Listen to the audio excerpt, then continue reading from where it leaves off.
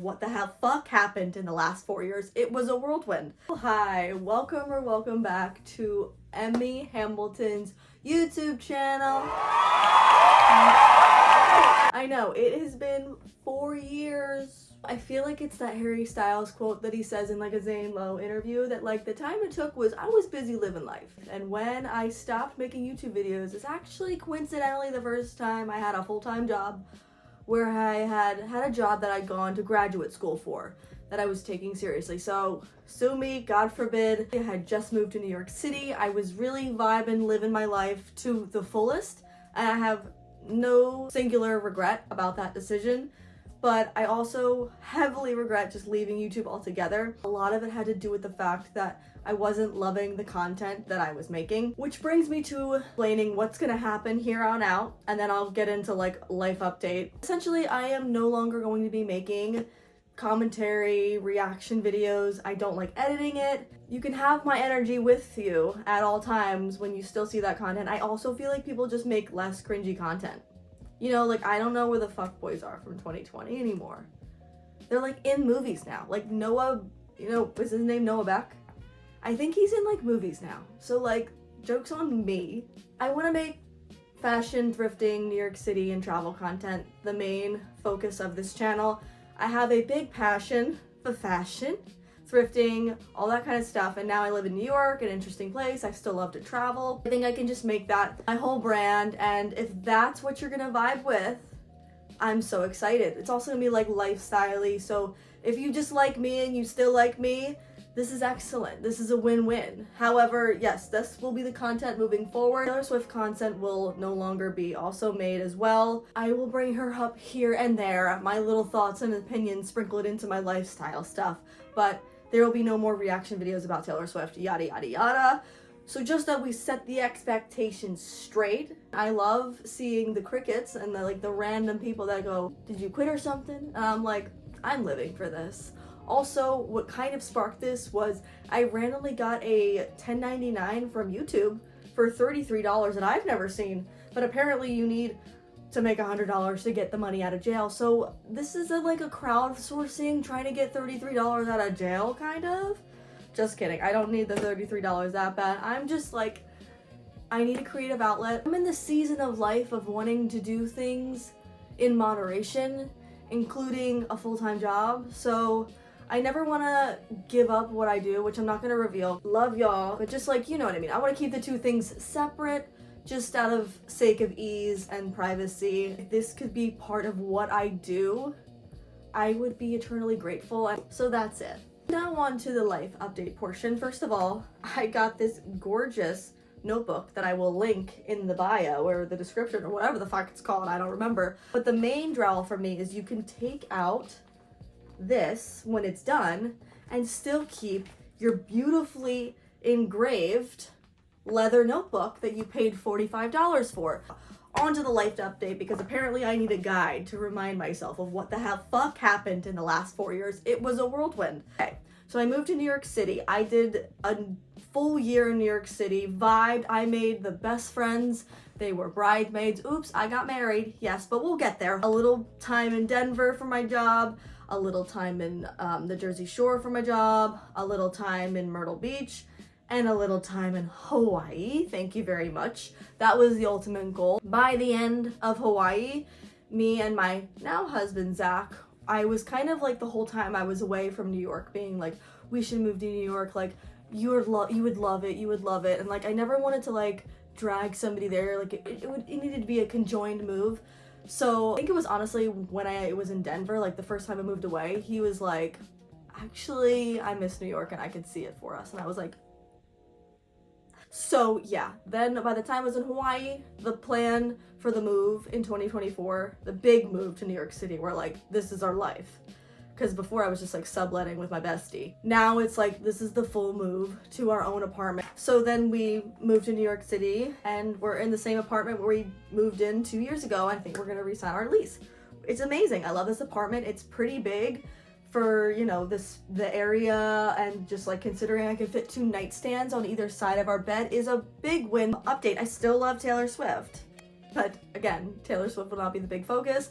Speaking of Taylor Swift, I know everybody that watches this channel kind of loves Taylor Swift. Big fan, obviously. You must know, I did go to the Eras tour 4 times. I know, so annoying. But in my mind, I'm like, I've always gone to multiple shows. So when the time came to buy tickets, I had multiple friend groups that I wanted to go with. So I ended up going 3 times for the US leg. I went to Philly night 2, MetLife night 3, RIP to us, welcome to New York. Pittsburgh night 1, I think it was, because we got Mr. Perfectly Fine in the last time. And then, Philly, we got Forever and Always in This Love, which is pretty good. And then me and my sister, because my sister has never seen Taylor and she just started becoming a fan during Folklore and Evermore. So I was like, we have to go. And we were already planning a trip to Europe, so we got tickets to London on the resale market. They were expensive. It was London night 5, technically. It was like the first night where they came back after the long break. It was the first concert after the whole Vienna thing happened. So like, emotions were a little heightened, little freaked out, but like, it was great. And I'm glad everybody's safe. Ed Sheeran, hello. Endgame, King of My Heart. Everything has changed. The Alchemy. I cried a lot that night. Speaking of other concerts, I think I wrote down a decent amount that I went to because I know we're all music fans here. I saw Beyonce twice, Harry Styles, Troy and Charlie Sivan on the Wet Sweat Tour where Lord and Addison Rae came out. Maisie Peters like 3 times, the 1975 like 4 or 5 times, Olivia Rodrigo, Haim, Dua Lipa, Noah Kahan, Role Model twice, Gracie Abrams, Lizzie McAlpine twice. I'm sure there was others. Pitbull, crazy. I'm going to Pitbull again. I'm going to see Harry Styles again. It's a great time. The Eagles, go fucking birds, won the Super Bowl. Do y'all bitches, anybody around here remember when I reacted to Evermore and y'all thought I was crazy for saying that the Eagles t-shirt hanging from the door was the Philadelphia Eagles?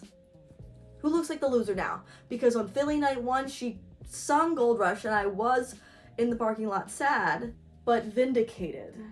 I also love traveling, which I think obviously couldn't have been a big part of my channel before because it was literally COVID. I have pre-filmed some things from Stockholm and Copenhagen. We just went in February, so I'm going to be posting that after this. But also, since we last spoke, I've been to like Spain, we went to Barcelona, Madrid, Tenerife, Paris, Sorrento, Positano, Florence, Rome, Venice, Zurich, Vienna, Austria, London, Banff, Sydney, Melbourne, Hawaii, Milan, Nice, as Venice again to get engaged, Scotland, Greece, Austin, Texas for my bachelor party, Tokyo, Kyoto, Osaka, and Bali for our honeymoon, Porto, Lisbon, and Lagos. And other sprinkled places in between in the United States. We love to travel. The more travel content that I like though is like packing videos, so. And like the fashion planning and like I use the index apps. It's really intense planning for the trips and I love getting asked how I fit all the coats and how I fit all the outfits because I'm just like, if y'all are asking in real life, somebody must be interested in seeing my suitcase when I travel abroad. The biggest life update is I got married. Let me show you the ring. Here they are. I said yes. So yeah, that's the engagement ring obviously, and I felt like this needed 2 stacks. So that one's from Etsy and the middle one, Spacer almost like, is from Catbird, but the jewelry designer is Cynthia Britt and she's amazing. She's a Boston jeweler. I FaceTimed her over when I was in Hawaii, told her what I wanted, and that was what I wanted. I wanted to kind of design it with her. I wanted to make sure that this was the ring that I loved, and Zach was cool with that, so that's what happened. We got married in his parents' backyard, and we planned the whole thing.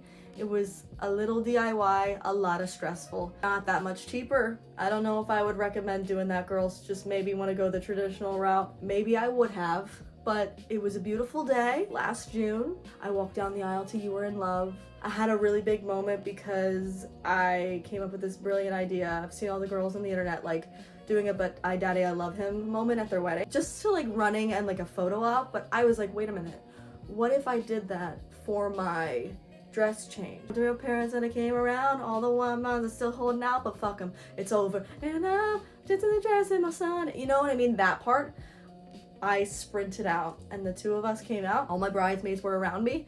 And then I said right after it, put it into Gimme Gimme. Most euphoric thing I could have done for that moment. It's true what they say, you kind of puke on your wedding day, even though I wasn't an ounce drunk. It was just hot in June and overwhelming in the best way. We did private vows. I think that was the best way to do it because we both cry, and I don't think I could have gotten all vulnerable up there on stage. I would have been too worried about public speaking, which I wish I could have done it, but I just knew that my headspace would be so about public speaking and less about to get married. And I was like, look, I know y'all want to hear lovey-dovey things and you want to hear why we love each other, but physically I was like, Zach wouldn't mind doing it, but then it just looks weird. You see what I'm saying? But it was a lovely day. How did I forget? Leave out the fact that I made my fucking wedding dress. Yeah, I spent like 6 months. I started in October and I finished in April, but essentially like I followed 2 separate patterns. One for the top piece, one for the skirt. I'm really proud of her. Here's some clips. I just wung it. I said, I don't fucking care, but this is just something I want to do for me and myself to prove that I can do it. I do like to sew. We covered it before, but let me reiterate. No more commentary. No more Taylor Swift reactionary content. Just fashion, thrifting, styling, New York City travel. So, also will be me. Don't forget, I'm a factor. So please stick around. I swear it will be good. Thank you so much for watching. Kisses, bitches.